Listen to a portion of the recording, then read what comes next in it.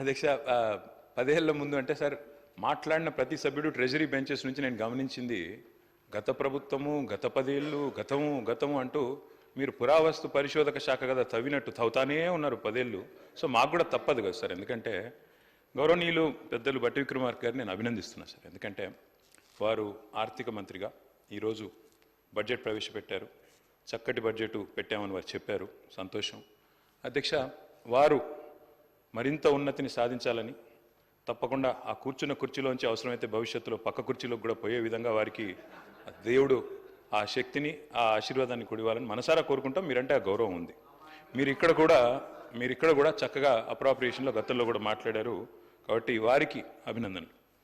అధ్యక్ష, ఇప్పుడు 10 ఏళ్ల ముందు పరిస్థితుల్లో నేను ఊరికే అనలేదు సార్, ఎవరి మీద విమర్శ చేయాలని కూడా చెప్పట్లేదు. ముఖ్యమంత్రి గారు కూడా మొన్న మాట్లాడినప్పుడు ఒక మాట అన్నారు. 10 ఏళ్ల నాడు తెలంగాణ రాష్ట్రం ఏర్పడ్డప్పుడు జూన్ 2014లో ఒక పరిస్థితి ఎట్లా ఉంది రాష్ట్రంలో ఆనాడు, ఒక అనిశ్చిత పరిస్థితి ఎట్లా ఉంది చెప్పడానికి నేను ప్రయత్నం చేస్తాను. ఆ రోజుల్లో కిరణ్ కుమార్ రెడ్డి గారు ముఖ్యమంత్రి, ఆయన ఒక ప్రజెంటేషన్ ఇచ్చి మరి ఒక కట్టెబట్టుకొని అసలు రాష్ట్రంలో కరెంటే ఉండదు, తెలంగాణలో మీరు దివాలా తీసిపోతారు, అసలు మొత్తం విద్యుత్ ఉత్పత్తి కేంద్రాలని అవతలున్నాయి, మీరు ఏం చేస్తారు ఇక్కడ అంటూ దివాలా మొత్తం చీకట్లతో నిండిపోతుంది అనే విధంగా వారు మాట్లాడారు. ఇంకా కొంతమంది పెద్దలైతే ఈ రాష్ట్రానికి పెట్టుబడులే రావు, ఉన్న పెట్టుబడులే పోతాయి, కొత్త పెట్టుబడులు ఎక్కడి నుంచి వస్తాయి తెలంగాణకి అనే కొంతమంది ఆ ధోరణిలో మాట్లాడినారు. తర్వాత శాంతి భద్రతల విషయంలో కూడా చాలామంది మాట్లాడారు. ఆంధ్ర తెలంగాణ గొడవలు అవుతాయని, హిందూ ముస్లిం గొడవలు అవుతాయని, తిరిగి నక్సలైట్ల రాజ్యం వస్తుందని, రకరకాలుగా అసలు ఈ రాష్ట్రంలో ఉండే మనందరికీ ఇక్కడ ఉండే నాయకత్వానికి సత్తా ఉందా ఈ మాట కూడా మాట్లాడినారు సార్. తెలంగాణ వాళ్ళకి పరిపాలనా సామర్థ్యం ఉందా అని కూడా మాట్లాడిన రోజులు ఆ రోజు వెంకటరెడ్డి గారు, తర్వాత ఇంకా మిగతా మిత్రులు చాలామంది అందరం కూడా ఉద్యమంలో ఉన్నాం, ఈ మాటలన్నీ మనం కూడా విన్నాం. కానీ ఈరోజు గర్వంగా చెప్పొచ్చు అధ్యక్ష, ఎందుకంటే ఇది మేము చెప్తున్న మాట కాదు, ఈ మీరు సభకు ఇచ్చిన సోషియో ఎకనామిక్ అవుట్లుక్ ఏదైతే ఉందో అందులోనే చాలా చక్కగా కొన్ని విషయాలు చెప్పారు. బట్టి విక్రమార్క గారు గతంలో ఇక్కడ నేను కూర్చున్న స్థానంలో ఇటువైపు కూర్చున్నప్పుడు వారు కూడా చక్కటి ప్రసంగం చేశారు అధ్యక్ష. 15 మార్చి 2022 నాడు బట్టి విక్రమార్క గారు మాట్లాడిన మాటలు, ప్రతి సంవత్సరం సంపద బాగా సృష్టిస్తున్న రాష్ట్రం, సంపద బాగా పెరుగుతున్న రాష్ట్రం కూడా మనది. కరోనా ఈ దేశాన్ని అతలాకుతలం చేసినప్పటికీ కూడా రాష్ట్ర ఉత్పత్తిలో ఎక్కడా తగ్గుబాటికి కారణం కాకుండా ఈ రాష్ట్ర ప్రజానీకం, రైతాంగం, శ్రామికులు ఈ మహమ్మారి దాడిని కూడా తట్టుకొని పెద్ద ఎత్తున ఈ రాష్ట్ర ఉత్పత్తులను, సంపదను పెంచడం జరిగింది. ఇది బట్టి విక్రమార్క గారు ఆనాడు ఇక్కడ కూర్చున్నప్పుడు మాట్లాడిన మాట. కానీ ఏమవుతుందో అధ్యక్ష, అక్కడ కూర్చోగానే స్వరం మారిపోతుంది, అక్కడ కూర్చోగానే మరి మాట కూడా మారింది అధ్యక్ష. అయినప్పటికీ వారు ఏం చెప్పినా వారు ఇచ్చిన బుక్కే అధ్యక్ష ఇది, తెలంగాణ సోషియో ఎకనామిక్ అవుట్లుక్. ఇందులో చాలా చక్కగా అన్ని విషయాలు వివరంగా చెప్పారు అధ్యక్ష. గౌరవ కొత్త సభ్యులందరూ కూడా దయచేసి దీన్ని చూడాలని చెప్పి కూడా నేను వారికి విజ్ఞప్తి చేస్తా ఉన్నాను. ఎందుకంటే ఇందులో బడ్జెట్ స్పీచ్లో ఏం చెప్పినా ఇందులో వాస్తవాలు బయటపడ్డాయి. Despite economic hurdles, page number 3 sir, the states strategic sectors continue to contribute to its economic dynamism. This resilience is bolstered by proactive government policies that attract investments, stimulate employment and foster innovation. ఇది మరి తెలంగాణ రాష్ట్రం యొక్క అభివృద్ధి గురించి మీ ప్రభుత్వమే ఈ socio economic అవుట్లుక్లో చెప్పిన మాట. దాంతోపాటు అధ్యక్ష చాలా చక్కగా చెప్పారు. పేజ్ నెంబర్ 15లో Telangana's gross state domestic product at current prices is 14.64 lakh crore. 4 లక్షల కోట్ల నుంచి 2014లో మన రాష్ట్ర సంపద 14,64,000 కోట్లకు ఎదిగిందని చెప్పి వారు ఇచ్చిన సోషియో ఎకనామిక్ అవుట్లుక్లోనే చెప్పారు. అదేవిధంగా ఇంకొక మాట చెప్పారు అధ్యక్ష, in 23-24 the per capita income at current prices in Telangana is 3.47 lakhs, which is 1.64 lakh higher than the national per capita income in 2023-24, which makes it the largest state with the highest per capita income in the entire country. ఇది కూడా వారే చెప్పారు. దాంతో పాటు ఇంకొక మాట కూడా చెప్పారు అధ్యక్ష, అది కూడా చెప్తాను. ఇంకొక మాట కూడా చెప్పారు, over the years Telangana's contribution to India's GDP has shown a steady increase. Telangana's contribution 2014లో ఎంత అధ్యక్ష భారతదేశానికి జీడిపి కాంట్రిబ్యూషన్ కేవలం 4.1%. కానీ ఈరోజు అధ్యక్ష వారిచ్చిన సోషియో ఎకనామిక్ అవుట్లుక్ ప్రకారమే Telangana accounted for 5% of India's GDP in the year 2023-24. అంటే 4.1% నుంచి 5%కి పెరిగింది అని చెప్పి జీడిపి కాంట్రిబ్యూషన్ ఆఫ్ తెలంగాణ అంటే తెలంగాణ భారతదేశాన్ని సాకుతున్న రాష్ట్రాల్లో మొన్న మా మిత్రులు శ్రీధర్ బాబు గారు కూడా చెప్పారు, Telangana is a contributing state, we are economic engine అని చెప్పి వారు కూడా చక్కగా చెప్పారు. అందుకే వారిని నేను అభినందిస్తా ఉన్నా. ఎందుకంటే రాష్ట్రం యొక్క పురోగతి విషయంలో వాస్తవాలు బయటపెట్టినందుకు, వాస్తవాలు చెప్పినందుకు వారిని నేను మనసారా అభినందిస్తా ఉన్నా. అధ్యక్ష, ఒకటి వాస్తవం, ఉద్యమాలతో ఉదయించిన తెలంగాణ ఇవాళ ఉజ్వల తెలంగాణగా వెలుగుతున్నది అనే మాట వాస్తవం. దీనిలో ఎవరికి రెండో అభిప్రాయం ఉండాల్సిన అవసరం లేదు. ఎందుకంటే ఎలక్షన్లు అయిపోయినాయి, అసెంబ్లీ ఎన్నికలు అయిపోయినాయి, పార్లమెంట్ ఎన్నికలు అయిపోయినాయి, ఇంకా 4.5 ఏళ్ల పాటు చక్కగా కలిసిమెలిసి పనిచేసుకునే అవకాశం ఉంది. నేను వారికి మనస్ఫూర్తిగా నేను కూడా నిండు మనసుతో ఆశీర్వదిస్తా ఉన్నా అధ్యక్ష, అభినందిస్తా ఉన్నా. ఎందుకంటే వయసులో చిన్నవాడినే కావచ్చు, కానీ నేను వారిని అభినందిస్తా ఉన్నా. ఎందుకు? మీకు ఇవాళ ప్రజలు అవకాశం ఇచ్చారు, 10 ఏళ్ళు మాకు ఇక్కడ అవకాశం ఇచ్చినారు అక్కడ. ఆ తర్వాత మేము డిసెంబర్ 3 నాడే చెప్పాము అధ్యక్ష, 10 ఏళ్ళు మాకు ప్రభుత్వం ఇచ్చిన ప్రజలకు రుణపడి ఉంటాం, వారికి శతదా సర్వదా వారికి ధన్యవాదాలు.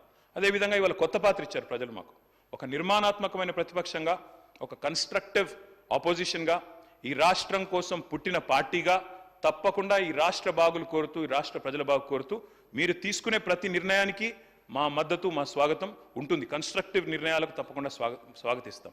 ఈరోజు మీరు బిల్లు తెస్తున్నారు స్కిల్ డెవలప్మెంట్ మీద, స్కిల్ యూనివర్సిటీ మీద, తప్పకుండా స్వాగతిస్తాం అధ్యక్ష.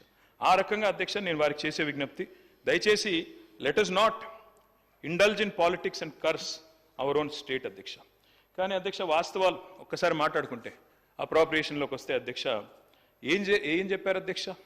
చాలా మాటలు చెప్పారు, కానీ బడ్జెట్ చూస్తే ఏముంది అధ్యక్ష? ఈరోజు శుష్క ప్రియాలు, శూన్య హస్తాలు, గ్యారంటీలకు టాటా, లంకె బిందెల వేట, డిక్లరేషన్లు డీలా, డైవర్షన్ల మేళ, హామీ పత్రాలకు పాతర, శ్వేతపత్రాల జాతర, నిరుద్యోగుల మీద నిర్బంధాలు, జర్నలిస్టుల మీద దౌర్జన్యాలు, విమర్శిస్తే కేసులు, ప్రశ్నిస్తే దాడులు, నేతన్నల ఆత్మహత్యలు, ఆటో అన్నల బలవన్మరణాలు.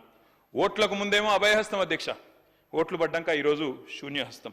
మేనిఫెస్టోలో అరచేతిలో స్వర్గం, బడ్జెట్లో మాత్రం మోచేతికి బెల్లం, 3 తిట్లు 6 అబద్ధాలతో కేవలం పొద్దున్న లేస్తే బట్టగాల్చి మీదేసే పనులు ఇందులో కనబడ్డాయి అధ్యక్ష.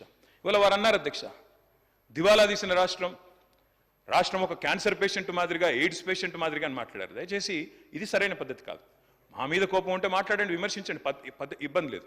కానీ రాష్ట్రాన్ని ఖర్చు చేయడం అనేది మనకు మంచిది కాదు. ఉద్యమాలతో ఉదయించిన తెలంగాణ తప్పకుండా ఈరోజు ఉజ్వల తెలంగాణ ఎదిగిన మాట వాస్తవం. దాన్ని మనందరం కూడా అభినందిద్దాం. 10 ఏళ్ల ప్రస్థానంలో ఇవాళ స్వరాష్ట్రం స్వంత కాళ్ళ మీద నిటారుగా నిలబడ్డది అధ్యక్ష.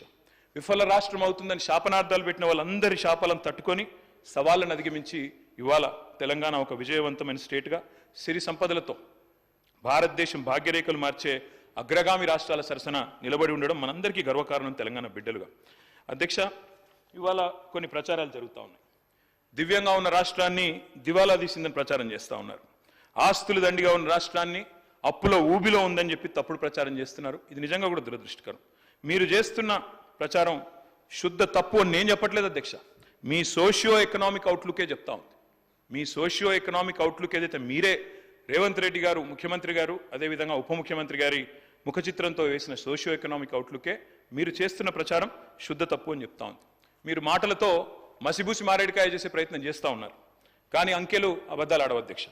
ఆర్బీఐ గణాంకాలు, ఇది నా సొంత కవిత్వం కాదు, ప్రభుత్వం యొక్క లెక్కలు కాదు, RBI controller and auditor general యొక్క గణాంకాలు, అవి నిజాలను కూడా నిగ్గు తెలుస్తూ ఉన్నాయి. అధ్యక్ష, నేను ఈరోజు మీ ముందు ప్రజెంట్ చేస్తాను అధ్యక్ష. సోషియో ఎకనామిక్ అవుట్లుక్లోనే పక్క పేజీల్లోనే పరస్పర విరుద్ధమైన మరి ఇవాళ వాస్తవ పరిస్థితులు వాటిని బయట పెడతా ఉన్నాయి. గందరగోళం సృష్టించే ప్రయత్నం మీరు చేశారు, కానీ సత్యాల మీద ముసుగులేయడం అంత సులభం కాదు అధ్యక్ష. అధ్యక్ష, ఇక్కడ నేను మీకు 2-3 విషయాలు చెప్పాలి అధ్యక్ష. ఈరోజు డెవలప్మెంట్ ఎక్స్పెండిచర్ పరంగా తీసుకుంటే అధ్యక్ష, భారతదేశంలోనే మీరిచ్చిన సోషియో ఎకనామిక్ అవుట్లుక్లోనే ఉంది, ఇది స్పష్టంగా ఉంది. Telangana is the top state in the country with 74%. ఇది నాది కాదు అధ్యక్ష, డెవలప్మెంట్ ఎక్స్పెండిచర్లో అగ్రభాగాన ఉన్నామన్న మాట మీరు సోషియో ఎకనామిక్ అవుట్లుక్లో మీరే చెప్పారు. ఆర్బీఐ లెక్కలను మీరే ఇందులో కోట్ చేశారు అధ్యక్ష. తర్వాత మీరు ఇంకొక మాట చెప్పారు అధ్యక్ష, ఏమంటారు? జీతాలకు పైసలు లేవు, అప్పులు తీర్చడానికి అప్పులు చేస్తున్నాము, వడ్డీల భారం కూడా ఎక్కువైంది అని చెప్పి మీరు చెప్పారు.